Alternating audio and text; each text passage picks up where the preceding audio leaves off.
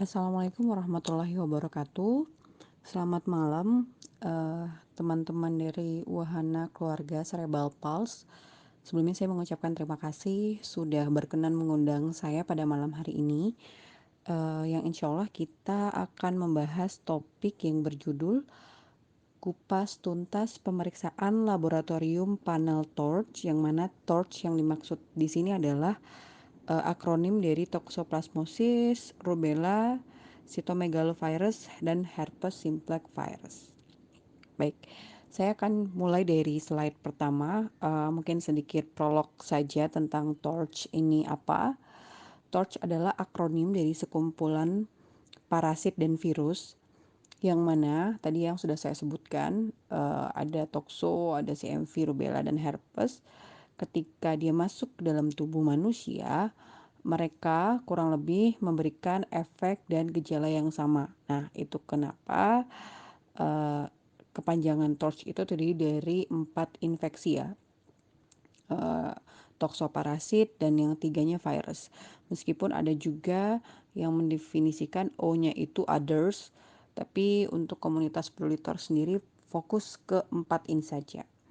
Nah, kepanjangan ini ditemukan oleh seorang dokter pediatrik, dokter anak, namanya Andre J. Nahmias, yang menemukan akronim ini atau mengusulkan akronim ini dipakai pada tahun 1971.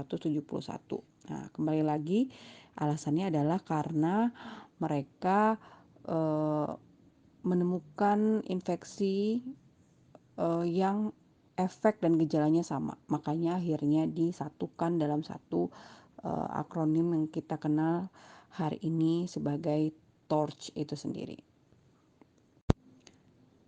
Baik, selanjutnya kita akan lihat dulu nih prevalensi TORCH pada ibu hamil, karena memang infeksi TORCH ini identik sekali dengan ibu hamil. Nah, penelitian WHO menyatakan setiap negara memiliki potensi terinfeksi TORCH 10-90%. Nah, itu tergantung dari kondisi negaranya ya, apakah berkembang, apakah sudah maju dan lain-lain. Semakin mundur negaranya, tingkat sanitasinya buruk, maka prevalensinya bisa semakin besar, bahkan mencapai 90%. Nah, infeksi Toxoplasma gondii menjadi sangat membahayakan pada kasus kongenital toxoplasmosis ya, pada bayi yang baru lahir. Nah, biasanya prevalensi kongenital toxoplasmosis di Amerika itu bisa mencapai 80%. Jadi dari orang-orang yang terinfeksi tokso yang melahirkan anak dengan kongenital toxoplasmosis itu prevalensinya mencapai 80%. Dengan gejala klinis itu chorioretinitis, masalah pada mata bayinya di awal kehidupan bayi. Nah, infeksi primer pada ibu hamil mencapai 30-35% dengan kemungkinan bayi cacat lahir bawaan sebesar 35%. Kelainan kongenital yang umum pada bayi yang prevalensinya mencapai 50% pada negara berkembang. Nah, jadi pada negara berkembang efek atau gejala akibat dari TORCH ini lebih membahayakan ya dibanding pada negara-negara maju. Mungkin karena terpaut adanya pencegahan, adanya pola hidup yang lebih baik lah dibanding negara-negara yang mungkin sanitasi dan kebiasaan protokol kesehatannya masih kurang baik seperti itu. Nah, selanjutnya TORCH dan cerebral pulse, apa sih hubungannya? Nah, di sini kan saya diundang nih sama teman-teman Wahana Keluarga Cerebral Pulse yang saya yakin pasti lebih tahu dan lebih paham tentang apa itu cerebral pulse. Saya di sini karena tidak menekuni bidang ini, jadi saya tidak mau terlalu banyak bicara tentang cerebral pulse, tapi sedikit mengaitkan tentang dengan TORCH ya. Jadi cerebral palsy ini atau CP adalah salah satu jenis gangguan pada sistem saraf yang berdampak pada fungsi motorik dan postural anak. Gangguan ini bersifat permanen dan mempengaruhi aktivitas sehari-hari. Nah, umumnya anak dengan CP mengalami keterbatasan gerak karena melemahnya kemampuan motorik. Salah satu faktor penyebab CP adalah infeksi virus yang terjadi pada ibu selama kehamilan. Nah, infeksi yang tercatat paling banyak adalah infeksi TORCH. infeksi parasit dan virus ini dapat menginfeksi janin melalui plasenta selama kehamilan dan dapat merusak perkembangan otak janin. Sebenarnya TORCH itu kaitannya nggak sama cerebral palsy juga sih, banyak sekali masalah-masalah pada anak, pada bayi itu juga akibat infeksi TORCH saat kehamilan. Contohnya pada kasus anak saya dengan autism spectrum disorder, ternyata juga ada hubungannya atau ada korelasinya dengan infeksi TORCH saat hamil. Seperti itu. Oke, kita masuk ke topik utama kita. Apa aja sih pemeriksaan laboratorium untuk mengevaluasi infeksi TORCH? Nah, ada tiga basic pemeriksaan, yaitu immunoassay, immunocytochemical, dan RT-PCR. Nah, karena kebetulan kita lagi di masa pandemik, mungkin akan lebih mudah ya sedikit memahami jenis-jenis pemeriksaan ini. Nah, yang pertama adalah immunoassay. Immunoassay itu adalah metode yang umum dilakukan, yang kita udah periksa nih. IgG, IgM, IgG, IgM gitu ya. Banyak sekali pertanyaan berulang seperti itu. Nah, metode umum yang digunakan dalam pemeriksaan jenis immunoassay ini adalah atau orang kadang-kadang juga di lab itu pemeriksaan serologi. Serologi itu berarti dia melihat dari sel-sel kita, sel-sel imun kita seperti itu. Jadi pemeriksaan pada sel-sel imun kita atau kompartemen-kompartemen imun kita. Nah, biasanya di TORCH pemeriksaan immunoassay ini metode yang digunakan itu untuk mendeteksi antibodi. Nah, antibodi ini kan adalah protein yang ada dalam tubuh kita yang dideteksi sebagai penanda bahwa tubuh kita tuh dulu pernah diserang loh sama virus atau parasit gitu ya. Nah, metode paling umum adalah ELISA biasanya orang ini adalah singkatan dari Enzyme Link Immunosorbent Assay. Nah, ELISA ini tuh intinya adalah prinsip untuk menggabungkan spesifisitas antibodi dengan sensitivitas enzim. Jadi yang mengikat antibodi itu supaya dia kelihatan itu gampangnya adalah enzim. Jadi pemeriksaan ini adalah seperti melabel antibodi itu dengan enzim dan nanti akan terdeteksi oleh alat. Jadi terbaca nih perkiraan antibodi dalam tubuhnya itu ada berapa. Nah, metode ini menggunakan antibodi atau antigen ya. Jadi sebenarnya nggak cuma deteksi antibodi ya, juga deteksi antigen. Jadi makanya kan sekarang tuh ada swab antigen, terus kemarin ada rapid antibodi ya. Jadi yang satu mendeteksi antibodi, yang satu dia mendeteksi antigen. Kita tidak bahas COVID dulu, kita bahas fokus di pemeriksaan TORCH. Jadi ini pemeriksaannya lebih ini nggak rapid ya, beda ya sama rapid. Kalau rapid tuh dia ditetesin langsung muncul. Sensitivitasnya nggak terlalu tinggi. Kalau ini dia sudah memakai alat immunoassay. Nah, sebenarnya kalau kayak di Indonesia orang pakai rapid COVID itu sebenarnya lebih bagus pakai ini sih, cuman kan lebih ribet ya. Jadi orang kan maunya praktis seperti itu. Jadi ibaratnya untuk gold standar pemeriksaan imunologi adalah ya ini immunoassay ini ya. Oke, kita lanjut. Terus kegunaan utama dari ELISA ini adalah untuk mengukur konsentrasi antigen atau antibodi ya, tergantung yang mau dilabel apa, antibodinya atau antigennya. Nah, kalau di TORCH itu IgG, IgM yang dilabel adalah antibodinya. Nah, pada pemeriksaan TORCH metode jenis ada indirect immunofluorescence assay, ada EIA, ada CIA, macam-macam itu juga mendeteksi keberadaan IgM dan IgG. Jadi macam banget ya, walaupun metodenya immunoassay tadi, tapi jenis spesifiknya lagi tuh macam-macam, tergantung alatnya, tergantung reagennya atau substratnya atau ibaratnya bahan-bahannya gitu ya. Ibaratnya kan ada orang bikin mie ya, mie misalnya kayak mie goreng, mie rebus, spaghetti, fuyung hai gitu-gitu sebenarnya kan sejenis mie ya, tapi bumbunya beda, caranya masaknya beda, bentuknya beda, sehingga namanya juga beda. Nah, seperti itu juga pemeriksaan ini. Namun, umumnya di Indonesia itu biasanya untuk cek IgM, IgG, dan aviditas IgG itu menggunakan metodenya itu adalah ELISA, ELVA, ada SMIA juga, CMIA ya. sekarang juga yang terbaru ada Eclia, ECLIA. Jadi kalau misalnya Bapak Ibu mau pergi ke laboratorium terus nanya ini metode pemeriksaannya apa ya, apakah ELISA, apakah ELVA dan lain-lain gitu ya. Karena setiap pemeriksaan itu juga nanti akan mempengaruhi pada hasil yang mungkin akan berbeda dengan satu alat. Jadi saya ada yang bukan saya dia pakai basic pemeriksaannya ELISA, yang satu ELVA ya. Nah, itu bisa jadi hasil laboratoriumnya nggak persis sama gitu ya, pasti ada perbedaannya. Itu kenapa sebaiknya Bapak Ibu kalau memeriksakan laboratorium itu di satu laboratorium saja untuk mengevaluasi. Jadi tahu.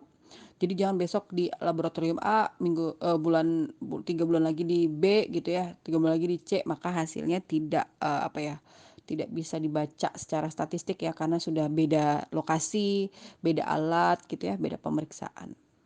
Nah, selanjutnya nih saya langsung aja ke slide berikutnya, ini cuman gambar.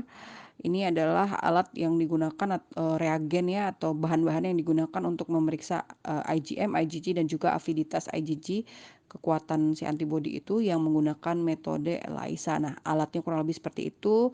Terus ada kitnya, ada cairan-cairannya, terus cara ngerjainnya juga seperti itu kurang lebih. Terus itu ya tadi ya, melabel antibodi itu dengan enzim dan nanti akan dideteksi oleh alatnya gitu ya. Jadi sekali lagi pemeriksaan ini untuk mendeteksi antibodi ya, jadi bukan mendeteksi virusnya. Ya, oke, kita lanjut. Oke, kita lanjut ke jenis pemeriksaan kedua. Nama pemeriksaannya imunositochemical.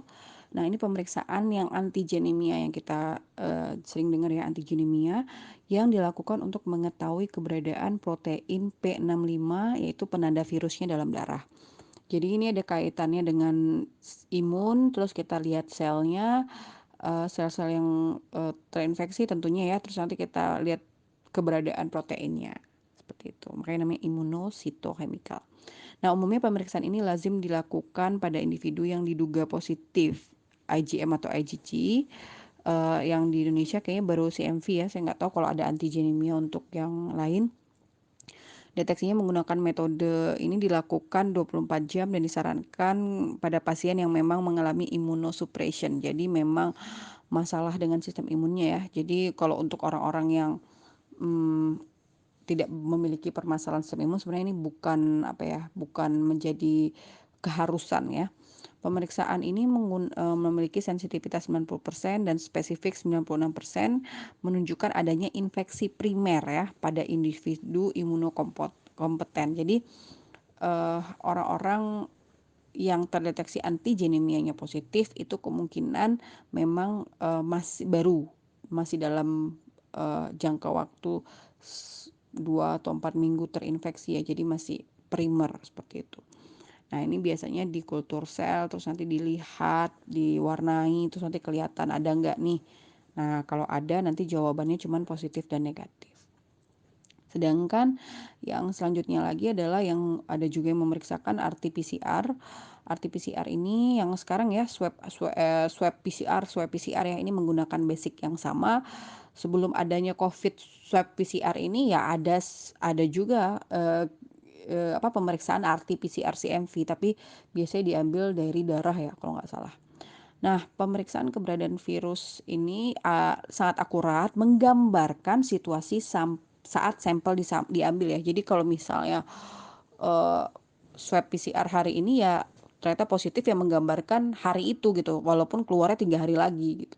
Jadi RT-PCR tuh kayak at the time, jadi benar-benar saat itu gitu ya. Jadi sebenarnya pemeriksaan RT-PCR dibutuhkan untuk mengetahui situasi terkini saat seseorang terinfeksi. Umumnya virus dan parasit akan terdeteksi selama masa inkubasi dan akan menurun ketika terbentuknya antibodi. Jadi kalau antibodinya udah terbentuk, biasanya RT-PCR-nya cenderung negatif. Terutama pada virus dan antigen lain yang dapat sembuh dengan sendirinya ya. Contohnya COVID ini sebenarnya adalah bisa sembuh sendiri, tapi yang membahayakan dari COVID adalah selama dia inkubasi itu menimbulkan gejala-gejala yang membahayakan manusia. Terus jadi memantau hasil ini juga harus disertakan evaluasi gejala terus mencari solusi agar gejalanya berkurang. Jadi nggak cuman negatif positif ya. Pemeriksaan ini juga menyasar kode protein tertentu menggunakan teknologi PCR yang dapat akurat mendeteksi keberadaan target yang ingin kita temukan ya. Jadi teknologinya sudah sangat canggih, terus bisa langsung dalam waktu yang cepat, kurang lebih seperti itu. Nah, pada pemeriksaan CMV biasanya hasilnya cuman positif atau negatif. Sama ya seperti pemeriksaan COVID, cuman ada positif negatif seperti itu. Lalu bagaimana sih cara membaca hasil laboratorium pemeriksaan TORCH? Nah, ini ya hasil pemeriksaan immunoassay tadi ya, jenis-jenis ELISA, ELVA, ECLIA dan lain-lain ini ya, itu umum dilakukan untuk pemeriksaan antibodi dan paling sering dilakukan di Indonesia, di lab-lab di Indonesia.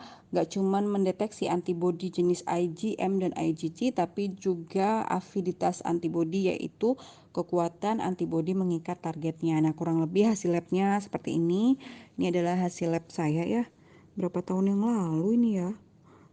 Kayak 2017 ya, berarti 4 tahun yang lalu. Nah, ini saya cek IgG anti toxo, IgG anti rubella, dan IgG anti CMV. Jadi yang positif itu IgG anti rubella dan CMV ya. CMV 39, rubellanya 17. Nah, itu hasilnya. Terus ada nilai rujukan, jadi dia itu akan negatif bila kecil dari, terus dia akan meragukan pada rentang tertentu, biasanya disuruh tes lagi ya. Terus positif bila berapa gitu ya. Jadi sudah ada rentangnya. Dan di sini sudah pakai international unit. Nah, ini penting juga. Oke. Kita lanjut. Nah, antibodi yang terdeteksi saat pemeriksaan laboratorium. Nah, ini ya yang sangat sering sekali ditanyakan, IgG atau IgM. Nah, jadi apa sih yang harus dites sebenarnya gitu ya. Oke. Jadi sekali lagi ya, yang kita deteksi sekali lagi adalah antibodi. Yang terdeteksi itu kita harus milih mau yang IgM atau IgG. Nggak bisa satu pemeriksaan tuh dua-duanya terdeteksi ya, karena sekali lagi pemeriksaannya sangat spesifik.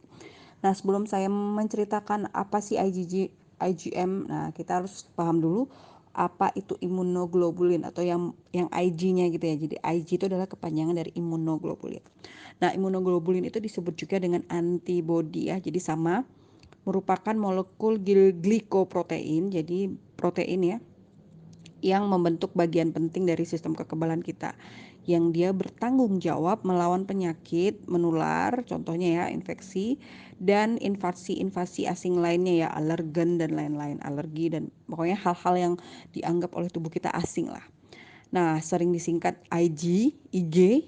Antibodi ditemukan dalam darah dan cairan tubuh lainnya dari manusia dan hewan. Jadi biasanya memang pemeriksaan antibodi itu dia menggunakan darah ya, nanti darah itu diolah jadi diambil serumnya. Jadi kayak kalau teman-teman tahu VCO, kurang lebih ya.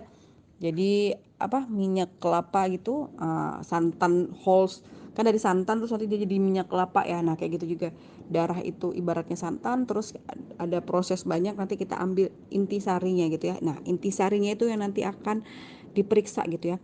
Jadi kalau Bapak Ibu ngebayangin saat darahnya diambil terus diperiksa gitu menggunakan metode ini, bukan darahnya yang tiba-tiba dimasukkan ke alat ya, tapi darahnya itu diolah dulu dan diambil serumnya. Nah, darah itu warnanya merah, serum itu biasanya warnanya bening ya, bening seperti air, agak kental gitu ya, agak kekuningan juga.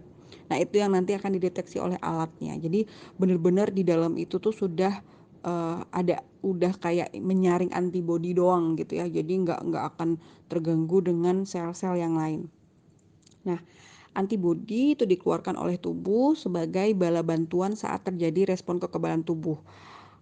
Sekali lagi tugas antibodi bukan membunuh ya, tapi tugas antibodi adalah mengikat, megangin supaya bisa gampang dibunuh oleh sel-sel pembunuh, yaitu sel darah putih kita, sel limfosit ya, lebih spesifiknya.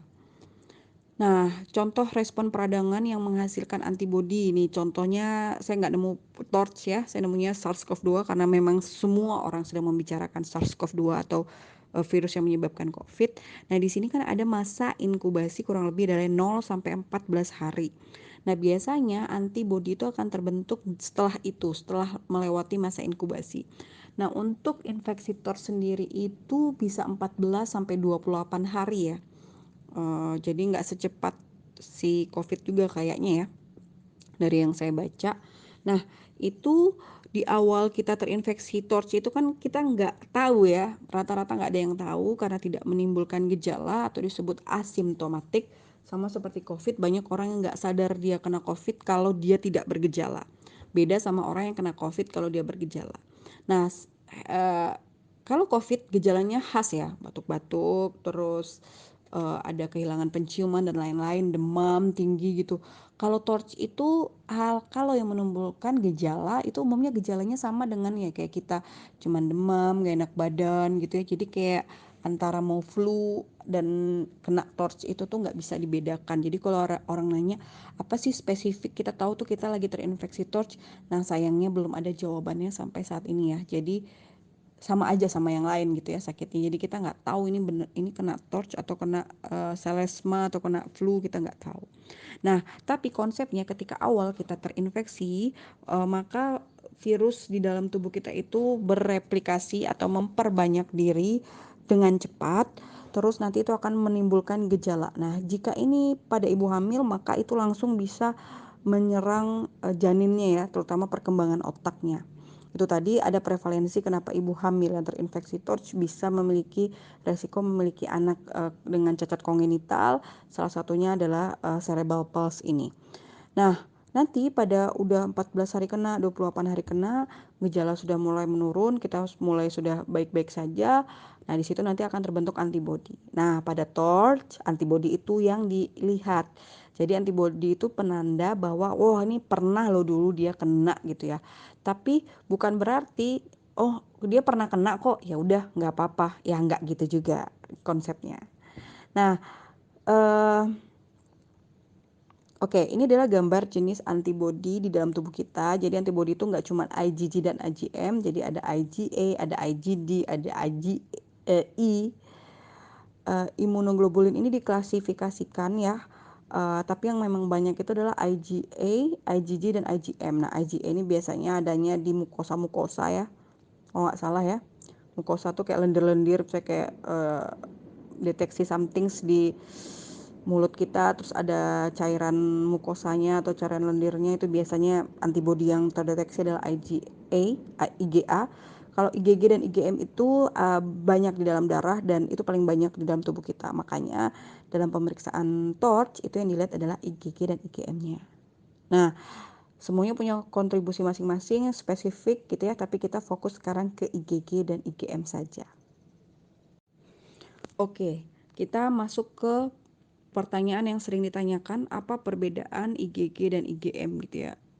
IgM atau yang kepanjangannya adalah immunoglobulin mu, itu adalah jenis antibodi pertama yang dikeluarkan oleh tubuh sebagai tentara darurat untuk menghadapi respon peradangan. Nah, akan menghilang 1 sampai 2 minggu sesuai dengan kesiapan tubuh meluncurkan IgG. Jadi IgM itu adalah antibodi pertama yang dikeluarkan untuk infeksi apapun, itu pasti yang dikeluarkan adalah antibodi jenis ini. Jadi dia tuh kayak ya udahlah dikeluarin dulu gitu. Kalau ibaratnya tentara itu ya udah tentara yang benar-benar memang dipersiapkan untuk tiba-tiba dipanggil gitu loh. Jadi langsung kayak oh ke sana gitu. Sama kalau kayak di rumah sakit ada dokter jaga ya. Nah, dokter jaga itu IgM-nya ya. Jadi dia tuh berjaga-jaga. eh Nggak gitu juga sih ya. Itu tuh lebih ke oke, analoginya salah. Kalau dokter jaga itu di tubuh kita seperti natural killer ya, sel pembunuh ya. Jadi dia memang memang standby gitu. Tapi kalau IgM ini antibodi yang jauh lebih spesifik ya. Jadi dia sebenarnya belum ada nih, belum ada, terus tiba-tiba ada si MV. Ya udah tubuh bilang, "Udah, bikin dulu yang paling gampang yaitu IgM." Nah, IgM tadi bentuknya 5 ya, memiliki 5 tangan, tapi dia nggak spesifik nih, dia hanya 80% tuh menangkap yang benar gitu ya. Nah, sistem imun sambil si IgM itu menyerang ya, ibaratnya ya ala kadarnya lah ya, yang penting adalah gitu buat nangkepin, jadi biar lebih gampang dibunuh gitu. Nah, tapi selama IgM itu diluncurkan, pabrik antibodi kita juga sedang membuat IgG. Jadi IgG-nya lagi dibikin nih, jadi yang lebih spesifik. Nah, IgG atau imunoglobulin gamma itu adalah antibodi dominan dalam tubuh manusia. Ada sekitar 85% dari semua jenis antibodi dia yang sering muncul.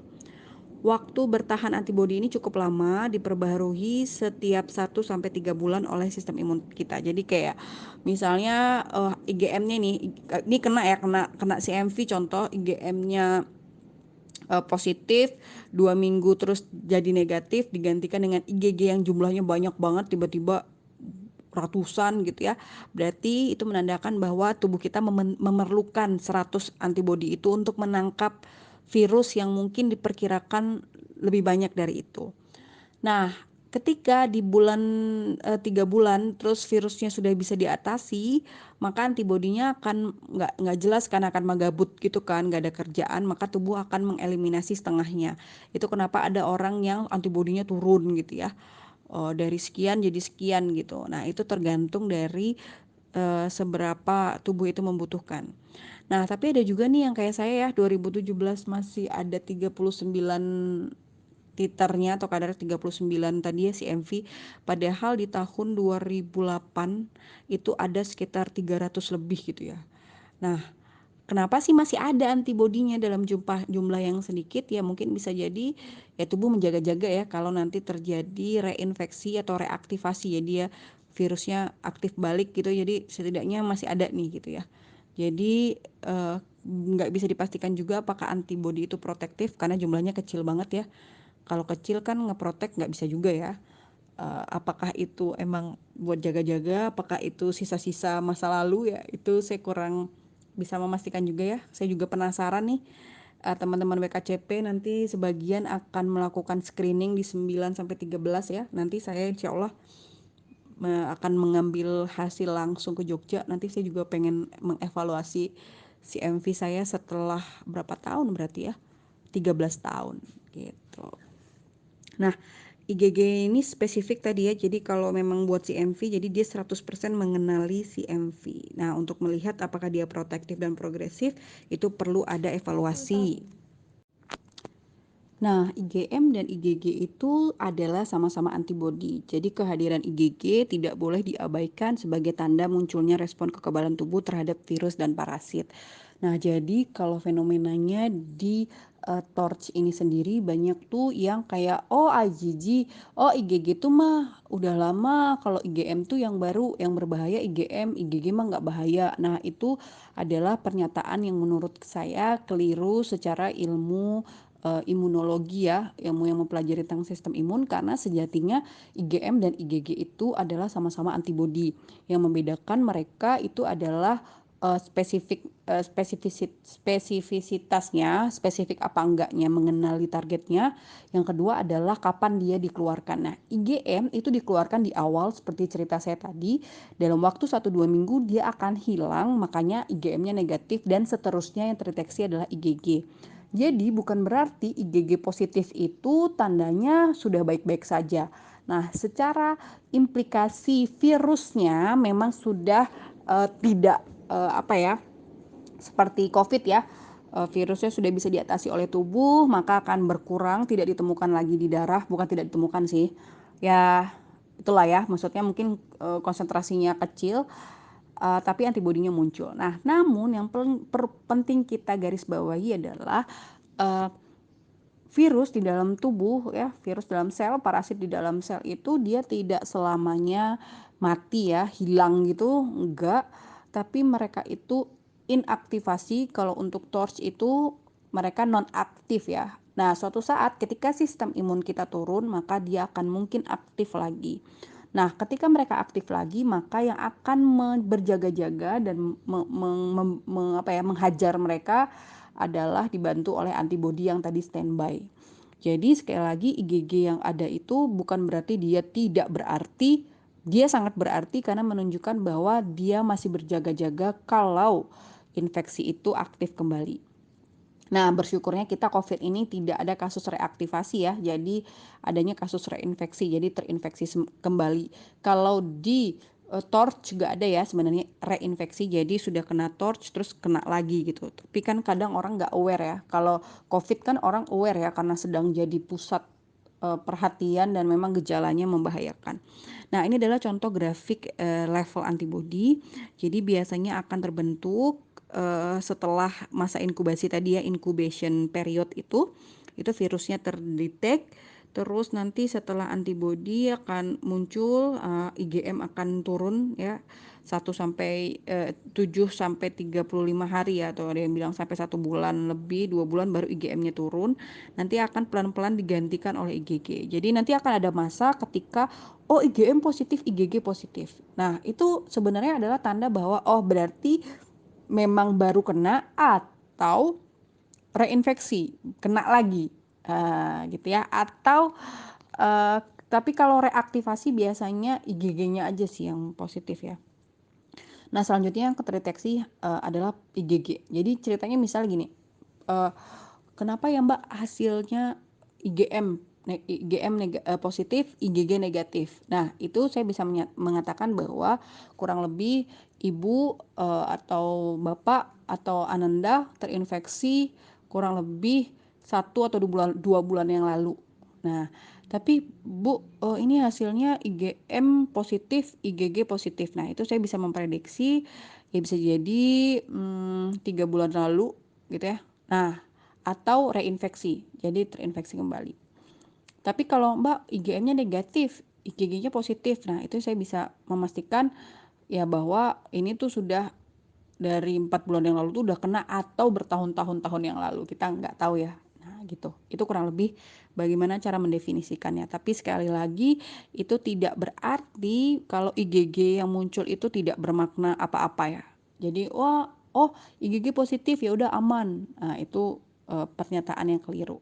Tapi kalau misalnya IgG positif, kita harus langsung melakukan pengobatan. Nah, itu juga pernyataan yang kurang tepat karena untuk menentukan pengobatan, diagnosis dan lain-lainnya butuh pemeriksaan yang komprehensif, butuh alasan-alasan lain kenapa harus banget diobati. Nah, itu juga kita harus tahu ya, harus bisa memastikan kepada dokter ahli yang menangani kita gitu ya, apa alasannya. Jadi nggak bisa cuman karena IgG positif harus berobat, itu nggak bisa alasan tunggal itu. Jadi alasannya harus ada, mungkin karena gejala ibu berat, mungkin karena kalau ini dibiarin gejalanya makin berat dan lain-lain seperti itu.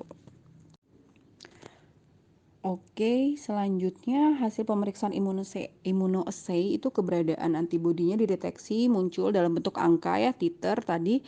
Jika satuannya IU mikroliter, maka bisa dipastikan antar satu lab dengan lab lain itu hasilnya kurang lebih sama. IU itu International Unit.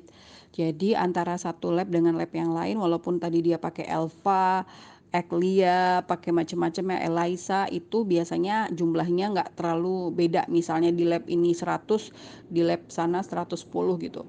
Tapi ketika dia masih memakai satuan AU per mikroliter atau arbitrary unit, yang mana unitnya belum international, maka bisa jadi di lab ini 100, di lab sana 1000, di lab sana 10 gitu ya. Jadi perbedaannya cukup jauh sehingga kita nggak bisa mengevaluasi gitu ya. Jadi makanya sekali lagi saya sarankan ketika sudah di satu lab, maka pemeriksaannya harus di lab itu lagi supaya kita bisa lihat apakah memang ini antibodinya turun atau antibodinya naik gitu ya. Jangan sampai beda angka gitu ya. Misalnya tadi di A, misalnya satuannya masih berbeda, jadi ya saya bukan satuannya masih kayak membuat hasilnya berbeda. Misalnya di lab A dengan di hari yang sama terdeteksi 10, di lab B di hari yang sama terdeteksi 100, di C terdeteksi 1000 gitu. Nah, terus besok misalnya pertama di A nih 10 kan. Terus besoknya ke B 100. Otomatis kan jadi wah naiknya 90, padahal sebenarnya itu tidak setara ya. Karena tidak relevan. Jadi kadang yang membuat orang-orang itu stres itu hanya salah memilih lab gitu ya. Jadi dia memilih lab yang memang terdeteksinya dalam angka 1000 gitu. Jadi kayak wah takut gitu ya. Ada orang juga yang memilih lab yang angkanya kecil biar nggak stres gitu ya. Itu psikologis sih. Kalau saya lebih milih yang di tengah-tengahnya aja ya, yang standar, pemeriksaannya standar, pakai international unit gitu ya. Eh, jadi lebih lebih tengah-tengah lah. Saya nggak mau cari yang terlalu ekstrim atau terlalu yang kecil ya angkanya, mengecilkan angkanya, itu juga ada. Nah, pemeriksaan IgG imunoassay ini gak cuma untuk IgM dan IgG tapi juga aviditas. Kita tahu ya pemeriksaan aviditas IgG itu dilakukan untuk mengevaluasi kalau dia sudah positif IgG ya. Nah, positif IgG kita mau lihat nih kuat nggak aviditasnya gitu ya. Nah, sekali lagi semua ini tidak dapat menjadi landasan utama dalam tindakan pengobatan medis. Dokter perlu melakukan pemeriksaan menyeluruh agar dapat fokus mengatasi keluhan pasien. Jadi yang utama itu adalah apa sih efek dari kita terinfeksi TORCH ini. Nah, itu fokusnya ke situ. Misalnya vertigo, misalnya sinusitis, misalnya tadi di sini kasusnya cerebral palsy, jadi fokuslah untuk cerebral palsy-nya. Terus infeksi TORCH-nya gimana? Nanti saya ada tipsnya di akhir gitu ya. Aviditas IgG itu tadi ya, jadi hasilnya akan muncul cuman high atau low, lemah atau lemah atau kuat gitu ya. Nah, yang bagus adalah high ya, jadi dia kuat, itu kuat dia megangin. Jadi kalau antibodinya nggak bagus tuh ya virusnya gampang lepas gitu ya. Nah, ini juga evaluasi terhadap antibodi tidak sepenuhnya menggambarkan kondisi infeksi ya. Jadi apakah titernya segini berarti virusnya segini, itu tidak bisa ya. Misalnya kalau kayak titernya 100 tadi. Oh, berarti ada kurang lebih 100 virusnya. Itu tidak bisa dikaitkan, itu sangat berbeda jauh secara teori. Intinya adalah antibodi itu hanya memprediksi seperti apa kondisi infeksi di dalam tubuh kita, tapi tidak menjelaskan tentang wah ini gawat apa tidak gawat ya. Tetap kita harus fokus pada gejala yang muncul. Ketika gejala yang muncul itu berat dan ada penyakit tambahan dan lain-lain, nah fokuslah ke situ.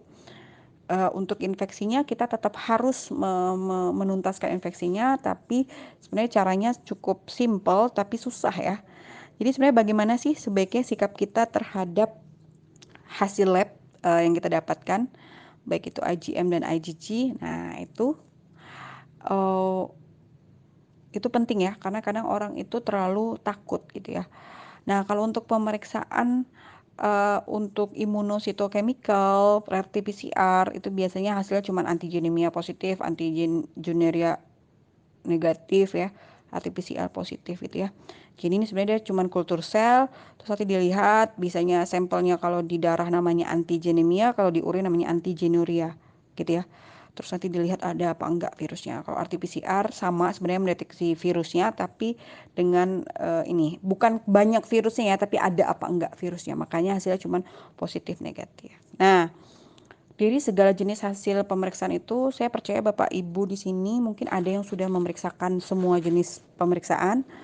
Nah, tapi sebenarnya apa sih yang harus kita menanggapi hasil lab itu? Meskipun hasil laboratorium itu dapat kita baca sendiri ya secara mandiri, kita udah ngerti oh ini artinya apa gitu ya. Namun untuk interpretasinya kita tetap butuh ahli.